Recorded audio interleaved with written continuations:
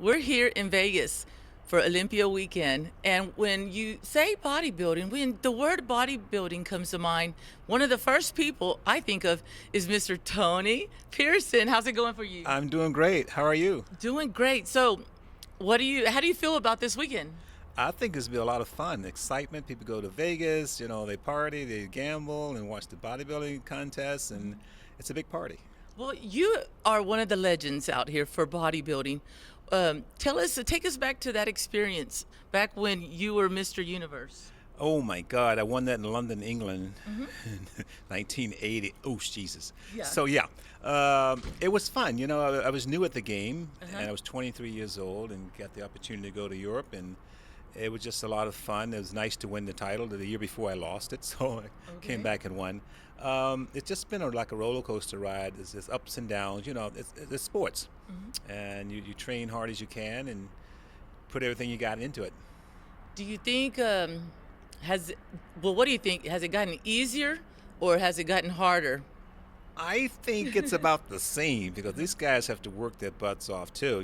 Back in the day with Arnold and Zane and all these legendary guys I trained with, I mean, you train till you drop. You train Yeah. twice a day, year in, year out. You're always in top condition for exhibitions and seminars. So there was no off season. And I think the guys today are doing just the same thing. I mean, they're really pushing themselves hard. Everybody wants that title. They don't want to be second. Yeah. So you give everything you got, and it just.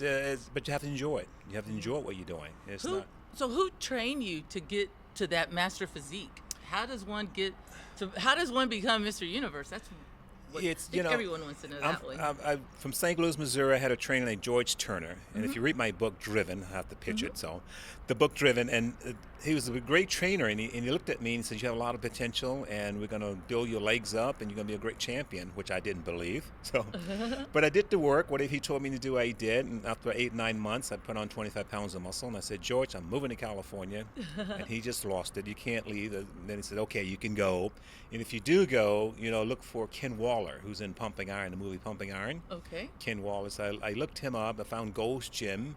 Then I found Muscle Beach. Okay. So that's where I trained every day for about eight months. And guess who discovered me? Arnold Schwarzenegger. Oh wow, what was that like when you met him? It was unbelievable because I watched him on TV back in St. Louis, Uh-huh. and then I got to California, and he's standing in front of me. Wow. He had just retired. He was getting ready to get into acting, rather.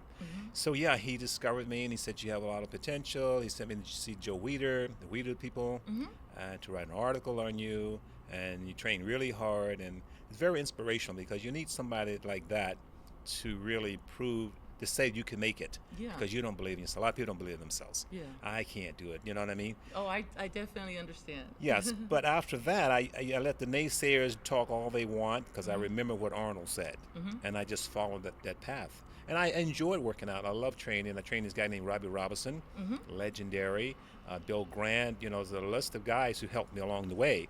When you're young, you're naive. You don't know what the hell you're doing. And I didn't know I had genetics. Genetic plays a huge part in this, the Yeah. structure of your body. People have long torso, short legs, wide hips. You can't change that type of stuff. So what'd you do to take advantage of the best? Tell me what the best body part for you. They say my back. Okay. I have to go with that, the back, and my legs grew a lot. It was weak at one point. My biceps grew a lot. So, but that took time, took years and years and years. So 1976, I was competing, and like I said, I went to London, went to university in 1980, and I retired. For 20 years, I competed. Yeah. What was Solid. the most you lifted? It was not about lifting. It's not about lifting. Okay. You're doing repetitions, sets, and reps. Okay. And you train twice a day because Arnold did. So you train twice a day, and it's about sets and reps. Don't get caught up in weight, how much weight you're lifting. Okay. The guys today, they lift a lot more weight. I do understand that because they're getting big and big and bigger. And big in those days was not fashionable. You want a Okay. small waist, broad shoulder, like the Steve Reeves type. Lines and symmetry and definition and presentation. So there's a lot of homework to do. You can't just have a perfect body and don't know how to show your body. So you got the music, you choreograph, you do exhibitions, you're lean, you're super lean, the body fat's maybe 3-4%, and you're smiling the whole time even though you're dying. When you pose, it's hard work. Yeah. Posing is work. Yeah. So you could be in prejudging for 2 or 3 hours on stage, flexing the whole time. Flexing. Oh my Yes, God. and then you could lose about 5 pounds within Just doing that. on one show. Yeah, you could drop And weight. did you hurt any while you do that? Do you hurt yourself? Give you No, body I pain? never got hurt. It just once I was in Europe posing, and the third pose, my rib went out Oh in my no. chest. So I'm in tremendous pain. I keep smiling and continue to pose. It's Yeah. a show. You're a performer. Yeah, of So course.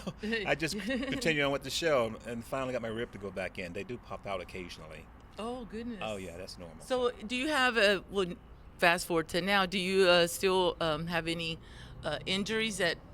I don't have injuries, just the age kind of catch up with you a little bit. So Yeah. we call it aches and pains. Yeah. So Oh, we'll all get there. Everybody's there's no. they're laughing now, but Yeah, you yeah. keep living. Yeah, You'll get yeah, there. you'll 20 get years there. from now, you go, oh yeah, Tony Pearson was right. Yeah. Yeah. So aches and pains. But Aches and I pains. train a lot lighter. I'm not competing anymore. So I'm just trying to be healthy, stay in shape. Mm-hmm. I lost like 10, 12 pounds of muscle, which is okay. Mm-hmm. I'm not going on stage. Yeah. So, I still enjoy the sport. I like what I'm doing. I'm a personal trainer. Yeah. So, and okay. I like to see my clients change. They're like, Yeah. oh my God. And most of my clients are over 50 to 80, Oh, and okay. they putting on muscle, and they doing deadlifts, and they doing squats still. Yeah. Because I'm really about form and technique. Yeah. Everything about me is about precision, form, technique. It's not the big guy. I never wanted to be big in bodybuilding. Really? No. Oh, I've seen many pictures, and you look amazing in the pictures. You're gonna see it on the little editing. We're gonna have some fabulous photos of you. But one of the things I also saw. Tell us about the Michael Jackson thing. How did you get that name? It came about, I had my nose done like Michael Jackson. In the early 80s, men didn't have nose jobs. Oh, So Michael started that. okay. And I didn't like my nose. I'm a perfectionist, so I went and had it changed. Mm-hmm. They fixed my nose, and I did an article for a magazine at Joe Weider's office. Okay. Ricky Wayne, he was writing the article, and he stops, he looks at me, and goes, "You look like Michael Jackson," and that's how it started. That's how it He started. included that in the article. Yeah. Michael Jackson with muscles. That's And what did you it's dress called. like him? I think I saw a photo. I did. You did. I did. Put that into your performance, right? Yes, I had the hat, the glove, the whole thing, the whole dancing on stage. So yeah. Oh. So, Can you still dance like that? no. No, it's the one step, not two steps. Not too- Tell us some more about Driven. I want to know about Driven. What was that like to create such a? It's my life story. Yeah. I was just reading it today. I hate to toot my own horn, but I like my book. Yeah. So it's a story, and I kind of wrote it like a movie. Mm-hmm. If you read this, I put you in the scenes, like scene to scene. Okay. And it's very emotional, it's very uplifting. It's about growing up down south and what I went through, the survival. It's Yeah, a you survival come from story. humble beginnings like myself. Very humble. Yeah. In Memphis, Tennessee, in the 60s. 60s, Imagine okay. that. So I wrote the book, and which I thought I could never do. I Okay. mean, so many things in life. You say, I can't do that. I can't do that. Yeah. You can do it. And I wrote the book. Didn't know how to write a book, but I did. What you did. And so it's How long did it take you? I have to know. I'm writing a couple books myself, and it takes a while. It took about a year and a half. Yeah. And to be honest, a lot of stress. Mm-hmm. I approached it just like a bodybuilding competition. You're not going to quit. You're going to get this done. You're going to finish it.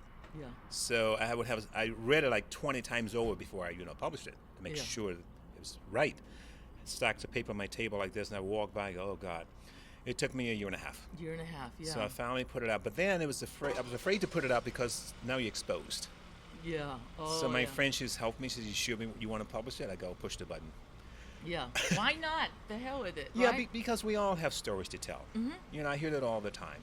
Everyone has a story to tell. They don't write about it, Yeah. and you went public with it. But it helped me a lot, emotionally, physically. It helped me a lot. I remember the days I was writing, and winning a contest was fun. It's a fun thing to write about. And then when I was tortured by my auntie when I was growing up, that's a sad day. So I'm crying as I'm writing. So this is, it's a very, very intense, very deep, very emotional. But it's for young people out there. You can do it. You can survive. Believe in yourself. You got to be determined. And I use the word driven. That's why I use the word driven. Is there anything that you would, any advice you would like to give? Well, like I said, just be focused on what you need to do. Forget about the naysayers, including my family. You can't do this. You're never going to do that. And I say, I'll show you. But I let my body and my work do the talking. I don't talk. Just show it. Yeah. Just prove it. One of the things I always like to say is, especially you, because you've been in the business for so long, what has been the best and worst advice you could have possibly gotten? Oh God, the best The advice. best and the worst. Which one was the best and the worst? The worst advice. I think when other people try to tell you how to train, and when you have won a few world titles, but I still get people tell me today how to, what I should do, and I'm like, didn't I prove it already? Yeah. How about? And then they go, oh, you should go back and compete again. Compete again? Again? That is the worst advice, I think. Yeah. Because how many times I need to go backstage and keep proving it? When I was 63, I won Mr. Universe here in town, Yeah. drug free. Oh, okay. So yeah, that was my last big show, and I said I'm done. It's enough. So people are always trying to step in and tell you what you should do. Listen to your own. You know who you are. You know who you are, yeah. Yes, be Yeah. yourself. Yeah, I like that. Now, how can the viewers at home find you online, and the facility where you're training, so you can have them pop out and come train with you? At Anytime Fitness, they're all over Las Vegas, and your Instagram, sweetie? Tony Pearson 87, and the Michael Jackson Facebook, Michael Jackson the Bodybuilding. Okay, okay. So, and I have a Wikipedia page, Tony Okay. Pearson. I have the 2 books out, Okay. Driven, and then I got the story of Baby Herc. Baby Hurt. It's a kid's version of Doing it. the documentary was very, very challenging. Let me talk about this. Yeah. Because to go to Memphis, Tennessee to relive what you lived through was very, very challenging. Why? What do you think was the hardest? I got very sick after it, emotionally, Sick. mentally, physically, for about 2 months, because I had to go relive those scenes. I narrated it, Yeah. so Wow. it's very, very difficult. But I'm glad I did, because I wanted Denzel Washington to narrate the scene. You know, Denzel. and they go, so no, you're going to do it. Yeah. So I'm glad I did. Yeah. We had the premiere in Hollywood and won Best Documentary for the year last year. So Wow. it's out there. So yeah, Yeah. it was fun to do. It all happened by accident. I was training at the gym. This guy, Eric, the trainer, was training with me. He comes from LA to train with me all the time. And then his friend, Steve, walked in and says, hey, I know someone owns a production company. They want to read your book. So they read my book. The lady said, I read your book twice. We're going to do this. Wow. So she saw something in it. Yeah. This is not just about bodybuilding. Yeah, how yeah. many reps It's and sets and what everything. you eat. This This is about real life. real life, and how did you get there? Right, And but want to, do such a transformation for your body. Right, mentally and physically, because a lot of people do go through trauma like that and abuse and all these things over life, and they don't change it. You know what I mean? You have a choice. People say, well, this happened to me when I was a kid. No, you have a choice. I could be angry, I could be dead, I could be in jail, I could be all these things, a drug addict, but I chose not to be. And I said, I'm going to turn this around. Yeah. You know what I mean? I'm going to do it my way. He did it his way, folks. There you go. You heard it here with Tony Pearson.